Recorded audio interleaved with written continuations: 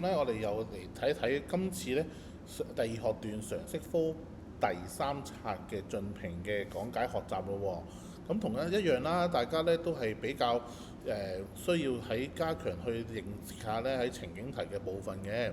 好似呢一題咁樣講緊個熱嘅傳遞啦，咁我哋睇睇咯喎。咁你話第一題大部分我都答到嘅。為什麼廚師預先把圖中嘅鐵板加熱後先放上食物呢？咁好明顯啦，個鐵板熱㗎嘛，鐵板係一個好嘅傳熱體，咁所以鐵板熱嘅話就可以保持食物嘅溫度啦，咁所以冇乜特別嘅呢題。好，咁第二題就話圖中個服務員怎樣把熱騰騰嘅鐵板餐送到客人面前？佢咁樣做有乜好處呢？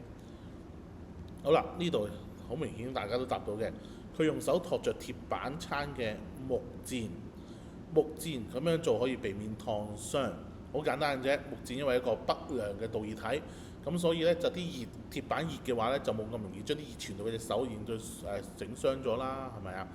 咁其實最難就係呢一度啦。根據題一及題二嘅答案，乜嘢物料能夠有效傳熱？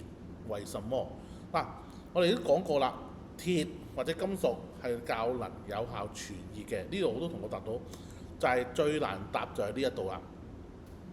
我哋要答到佢一個優良嘅導熱體。留意下，係優良嘅導熱體。你有啲同學寫可能佢傳熱好，或者佢快唔得。我哋要寫明呢個喺常識堂學嘅轉由詞導熱體，即係代表佢呢個係好緊要嘅 terms。你要寫到呢個導熱體，因為先有分。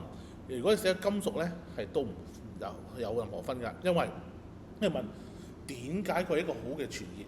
金屬一個物料，唔係一個原因點解傳熱得好快。OK，所以呢一題咧，同學咧都需要留意啦。亦都顯示同學咧喺温習常識嗰時咧，都要多加留意常識詞語嘅字詞嘅寫用啦。一定要記得點樣寫，同埋記得個 terms 點樣寫啦。OK，咁去到呢度啦，唔該晒。